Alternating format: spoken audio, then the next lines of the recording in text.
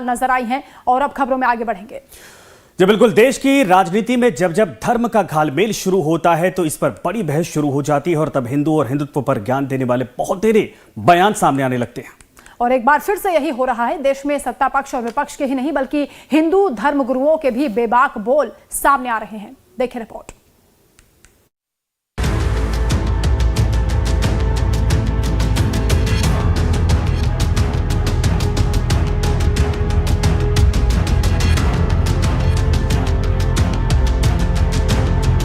देश में जब जब राजनीति और धर्म का घालमेल शुरू होता है तो इस पर बड़ी बहस शुरू हो जाती है और तब हिंदू और हिंदुत्व पर ज्ञान देने वाले बहुतेरे बयान सामने आने लगते हैं। एक बार फिर यही हो रहा है। देश में सत्ता पक्ष और विपक्ष के ही नहीं, हिंदू धर्म गुरुओं के भी बेबाक बोल सामने आ रहे हैं।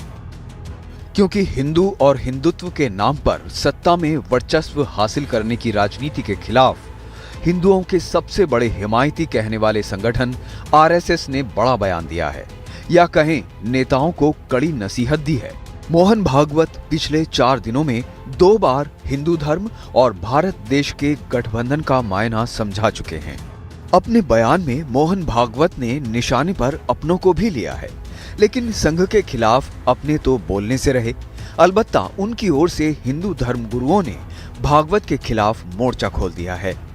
अब एक एक कर आपको वो तमाम बयान सुनवाते हैं जिसमें हम अपनी ओर से कुछ भी नहीं बोलेंगे, बस आप एक्शन और रिएक्शन को देखते चलिए। सबसे पहले सुनिए मोहन भागवत का ताजा बयान, जिसमें उन्होंने धर्म की समझ पर प्रवचन दिया है। धर्म हा समजावा लागतो, तो नीट नाही समजला तर त्या धर्माच्या अर्धवट ज्ञानाने अधर्म होतो। जगामध्ये धर्माच्या नावाखाली जितके अत्याचार झाले आहेत ते या चुकीच्या समजुतीमुळे झाले आहेत आणि म्हणून तो धर्म समजवायचं काम करणारे संप्रदाय असावे लागतात। इस पर आगे बढ़ने से पहले एक बार फिर से समझिए कि भागवत अपने बयान में क्या कहना चाह रहे हैं। भागवत ने कहा कि धर्म को समझना बहुत मुश्किल है। धर्म के नाम पर होने वाले अत्याचार की वजह भ्रम और गलत फहमी है। धर्म की समझ की कमी की वजह से अधर्म के काम होते हैं।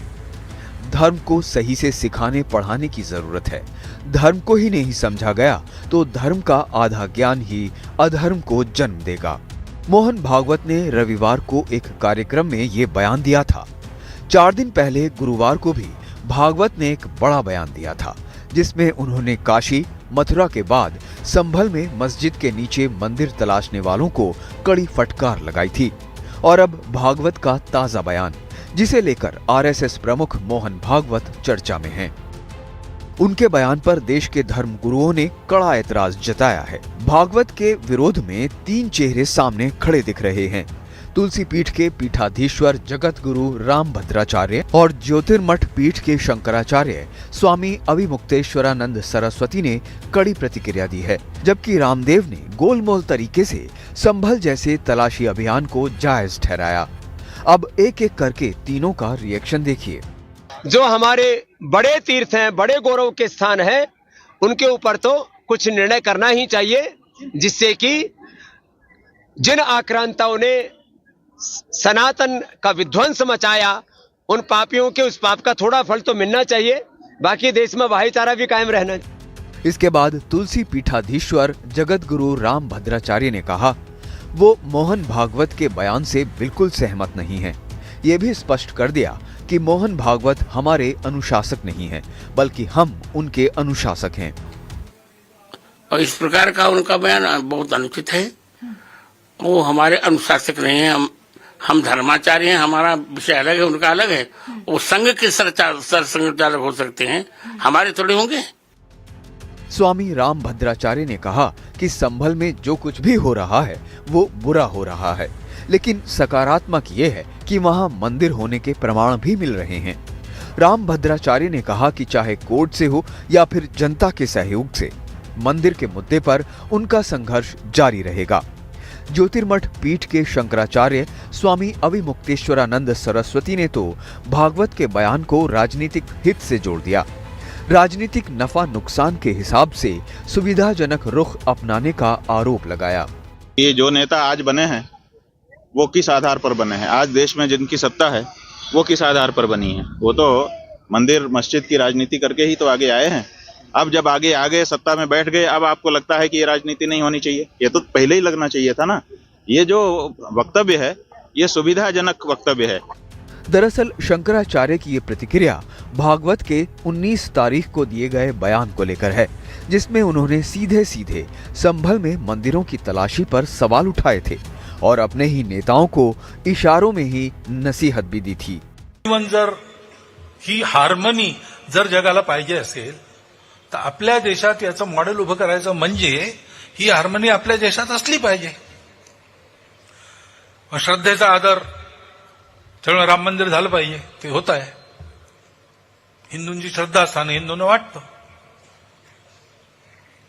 परंतु असं केलं म्हणजे हिंदूमध्ये नेता होता येतं म्हणून किंवा अतिरेकी भूतकाळाच्या ओझ्याच्या परिणामामुळे अतिरेकी तिरस्कार, द्वेष, शत्रुता, संशय याच्या पोटी रोज एक नवीन प्रकरण काढणे हे कसं चालेल? हे नाही चालणार। इसी कार्यक्रम में मोहन भागवत ने दूसरे देशों में अल्पसंख्यकों की हालत पर चिंता जताई थी और भारत के लिए उन देशों के सामने मिसाल पेश करने की नसीहत भी दी थी।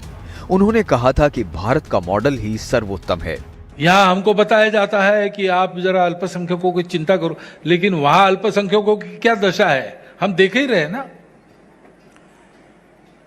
अब होगा वहां मन से भी इन बातों को चाहने वाले लोग होंगे, लेकिन उनको ये ध्यान में है कि हम मन से कितना भी चाहे हो तो नहीं रहा, जैसा हम चल रहे उसमें ये नहीं होता। ये अगर होना है तो भारत चाहिए। भागवत लगातार जो बातें कह रहे हैं उस पर हमने प्रयागराज में चल रहे कुंभ में संतों और धर्मगुरुओं से भी बात की। देखिए भागवत के बयान पर कुंभ में क्या रिएक्शन है। कह रहे नेता बने ना, लेकिन काम जरूर करें हिंदुत्व का। हम तो उन्हीं के साथ में हैं जो हिंदुत्व के उत्थान में लगे हुए हैं। कोई नेता बनता है तो नेता बने, लेकिन काम करे, केवल झंडा उठा के ना खड़ा रहे। तो उन्होंने कहा तो मैं इससे तो सहमत नहीं हूँ, क्योंकि अगर कोई हिंदुत्व का लेके चलता है, जैसे कहें कि मैं किसी के साथ नहीं हूँ, ठीक ना।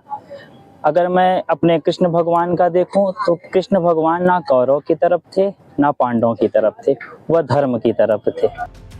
धर्म गुरुओं की ओर से ही नहीं, पिछले 4 दिनों में आए उनके 2 बड़े बयानों पर पॉलिटिकल खेमे से भी कड़ी प्रतिक्रिया आ रही है। सबसे बड़ी बात तो ये कि धर्म के नाम पर भागवत जो ज्ञान दे रहे हैं, कांग्रेस के नेता भी करीब करीब वही भाषा बोल रहे हैं। दिग्विजय सिंह ने भी उसी लहजे में हिंदू धर्म के मायने को समझाया, लेकिन जयराम रमेश ने सीधे सीधे ट्वीट करते हुए भागवत के बयान पर सवाल उठा दिया। उन्होंने अपनी पोस्ट में लिखा, मोहन भागवत का बयान आरएसएस की खतरनाक कार्यप्रणाली को दर्शाता है। उनकी कथनी और करनी में जमीन आसमान का अंतर है। आरएसएस का काम करने का तरीका आजादी के वक्त जितना खतरनाक था, आज उससे भी ज्यादा है। वो जो भी बोलते हैं उसका उल्टा करते हैं। अगर मोहन भागवत को लगता है कि मंदिर मस्जिद का मुद्दा उठाकर नेतागिरी करना गलत है, तो उन्हें बताना चाहिए कि ऐसे नेताओं को उनका संघ संरक्षण क्यों देता है। क्या आरएसएस बीजेपी में मोहन भागवत की बात नहीं मानी जाती?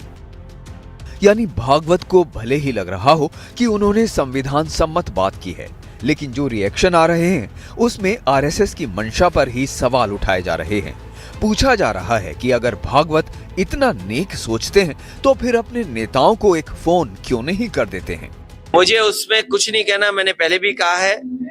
अगर उनको लगता है, क्योंकि वो विचारधारा भारतीय जनता पार्टी की अंडरग्राउंड विचारधारा है, भारतीय जनता पार्टी के लिए वो विचारधारा अंडरग्राउंड काम करती है, सुरंग खोद करके काम करती है।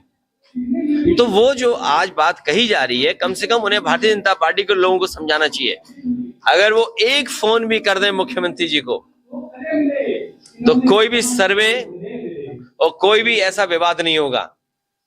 लेकिन हर जगह राजनीतिक लाभ लेना चाहते हैं।